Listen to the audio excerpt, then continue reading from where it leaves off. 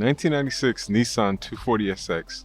So the first thing that I have done to the suspension is I have Tane coilovers, Flex Z's, that I put on. Really happy with these coilovers. These coilovers have been pretty amazing. I know a lot of people have talked about like debates between certain coilovers, especially like starter, I would say more of entry-level coilovers, and I really love them. The stiffness is there. You can obviously adjust the rebound and the compression, and they're intertwined with each other, so you can't adjust them independently. You can only adjust them together. So if you make the compression softer, you're going to make the rebound softer. If you make the rebound stiffer, you're going to make the compression stiffer. As far as camber, I'm running -2 in the front and 0 toe and stock caster, which I think is like 6.8 caster, if I'm correct.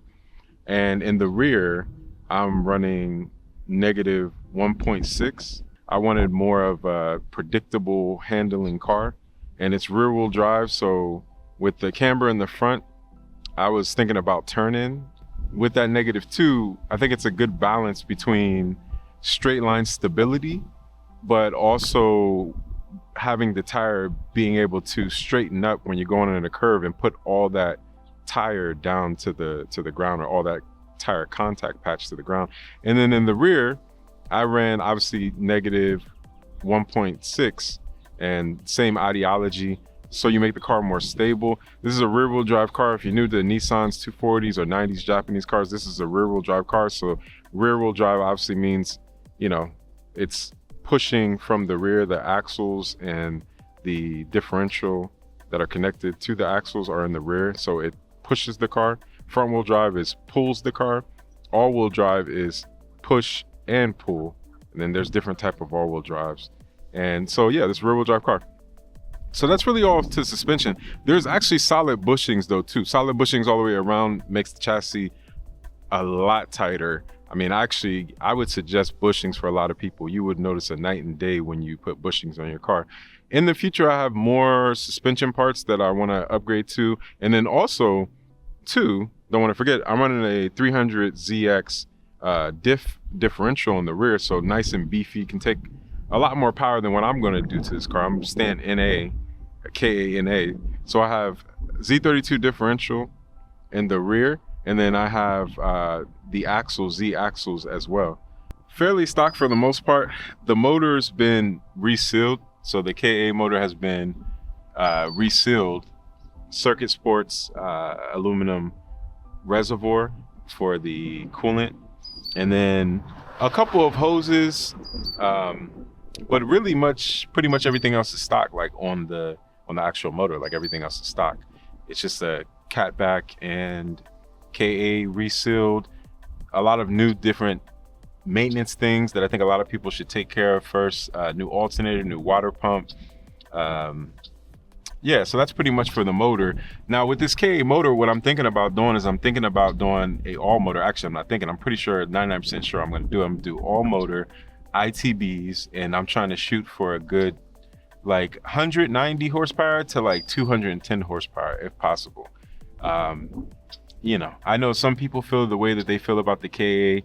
It's maybe not the prettiest Nissan motor compared to the SR and to the RBs, and maybe even some people would say the C18, which I don't agree with. But yeah, maybe some people would say that even the C18 valve cover is more beautiful.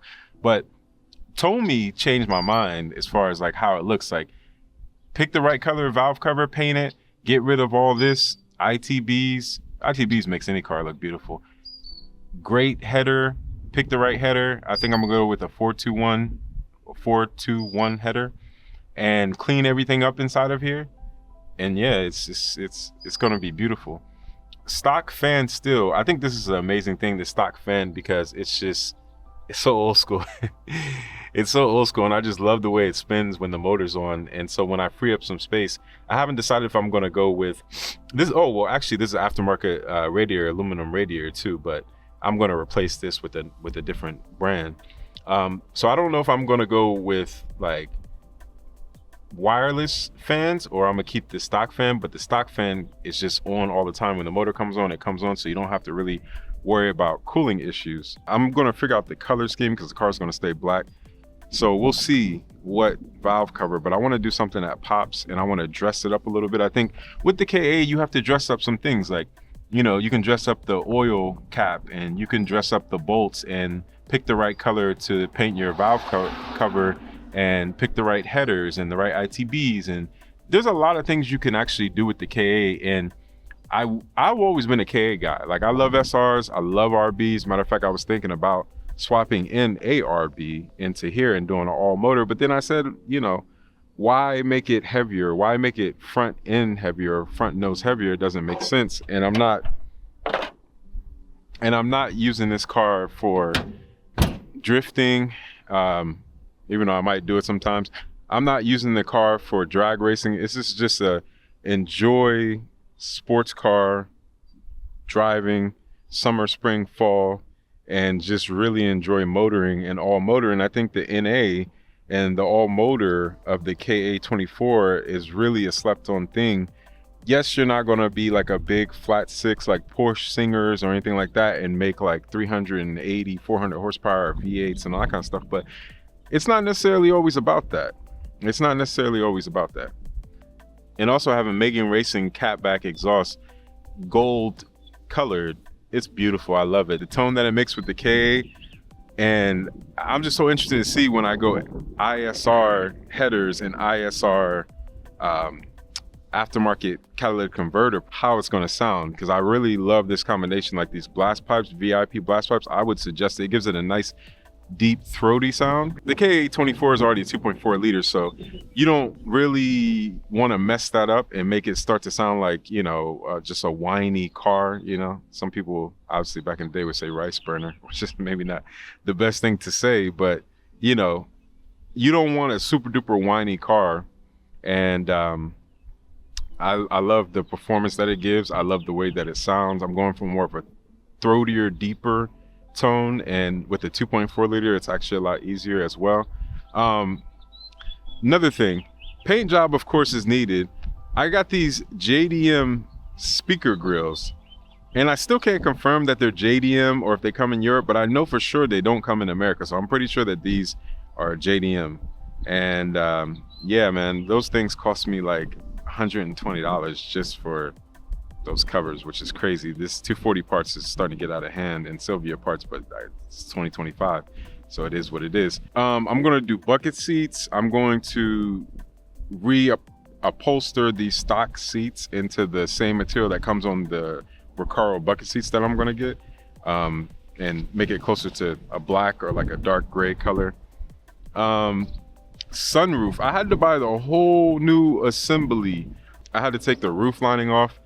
I had to go through so much trouble just to find a sunroof that had like this little rubber part on it, or the metal part. I forget exactly, because actually it's not this part, it's this part or some metal part, I can't remember, but because I was in the garage for like 3 weeks going back and forth and trying to figure things out. And then even when I figured it out, I was like, okay, I got to get the whole new rack, you know? So when it comes to the sunroof, that was a headache.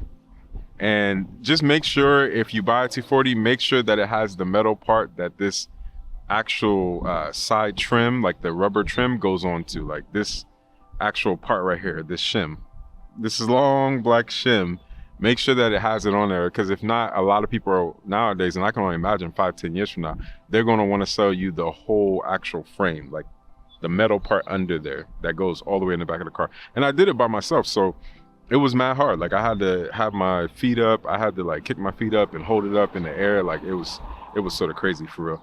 I'm gonna show you this this upgrade that I have too, that I thought was really dope. And I actually have to fix this. I have some A-pillars on the way. I wish, can some company like come up? Maybe I will. Some company needs to come up with carbon fiber ones or something, if I don't know, or, you know, maybe stainless steel, make it a little bit heavier. But yeah, like when you take these off, I didn't break this. The previous owner had already broken it. But yeah, these things are getting expensive. People want like 150 for like 2, which is like, yeah, okay, cool. And this is a JSP company that I found. I can see myself on the cell phone. This is the JSP company that I found, and I love this because it's a cup holder. If you know 90s sports cars, especially Japanese, there's not many cup holders. Really, maybe even today. I haven't really sat in too many modern like Porsches or anything like that in like the last 5 years or 10 years, so I don't really know for sure. But cup holders. This is an amazing cup holder. I love it. It's like a racing cup holder. I actually got the idea because I was like, where can I put a cup holder? And then I saw, I think, a GT2 Porsche cup racing car or something like that online, and he had one down there. I was like, oh, you Porsche guys get this? Why can't we have it? And I've searched for so long, and I finally found a company, JSP company. I really love this, and everybody's been in a car that had a drink that they can put in there. You can't put the hugest drink, but you can put like 99% of drinks in there. They love this thing. So I got that. That's a nice upgrade for, you know, comfort, because this is a balanced car. This is a car that is supposed to be balanced between comfort and sport, and sort of a mini GT car is what I'm trying to go for. I have a shift knob that I got, custom made shift knob from the smaller company. I'll try to put their link in the bio down there in the description. But this is beautiful golden titanium shift knob. I really love it. So I really love this piece too. This is really dope. I replaced the shift knob boot with a aftermarket company. It's not originally leather. I think this is more like faux leather. What do they call it? Faux leather or fake leather? But it seems to be pretty good. I like the way it looks too. You know, I'm not mad at it. Like, it's not far off from like 100% leather, so I like it as well. This part was from the previous owner and it was 3D printed, so I think I'm going to get a factory one and put that back in there. But the 3D printed one is pretty good. I mean, a lot of people can't really tell, but the fitment is a little bit, you know, I want everything to be as tight as it can be. But it's cool. I actually bought this piece too. I can't remember the name. A lot of these companies, they're brand new that I've never used because I haven't had a Silvia or Nissan for 10 years. So a lot of these new companies are popping up, so I can't remember the name. But if you have any questions, I'll try to get all the links in the bio in case you want to buy it. But I love this because I was like, okay, I need another cup holder. And excuse this, I have to clean this, but it was in the shop, but in the garage. But like, yeah, you could put things there. You could put cups. You could put like, yeah, you can make it fit, but it's probably not going to fit perfect. So I bought this little mod. Really dope. And now, when you put it down there, you just slide it down there. 3D printed. Now I have another cup holder. I have one cup holder, two cup holders, maybe even three, depending on how small the water is. Like, in, you know, it could maybe sit there, I guess. If you have Fiji water, it might even fit in there. So I got 2 to 3, I got 2.5 cup holders, let's say that. That's pretty good for a sports car. If I really wanted to, I could get the JDM ones and put them right here too, but I don't like to put the stress on my vents, and you know, these parts are getting older. I'm thinking about the gauges. I really want some Nismo R gauges. Like, I really, really, really want some 400 Nismo R gauges, but they're so expensive. And even if you get the layovers, they're not like truly authentic. So I don't really know what I'm gonna do with the gauge cluster. But if I don't keep it Nissan and Nismo, because there's none for Silvias that I ever cared, that I feel like elevates the car to the driving experience that I feel like I'm going to have from it. I want to make it very special. So either the Nismo 400R or some type of Nismo gauges or you know, something like that, or I'm going to get aftermarket and just get them custom. And I'm going to go different colors. So I think I'm going to go maybe like the miles per hour is going to be maybe like factory black, and I'll put those back in there, like the factory black ones from the S14. And then maybe this one might be like beige color. And I don't know, I'm still working that out. But it's a beautiful day. Yes, it's an amazing drift car. Yes, we know that. But it can also be an amazing grip car. And I think it exudes a certain class that you don't really find in lower tier to mid-tier Nissans anymore. And hopefully Nissan can change it. They're under a lot of stress right now. Hopefully they stay in business. But yeah, this is my review on my 1996 Nissan S14 240SX. I like to call it Silvia. Please like, subscribe, turn on the bell notification so you get all my videos. Peace.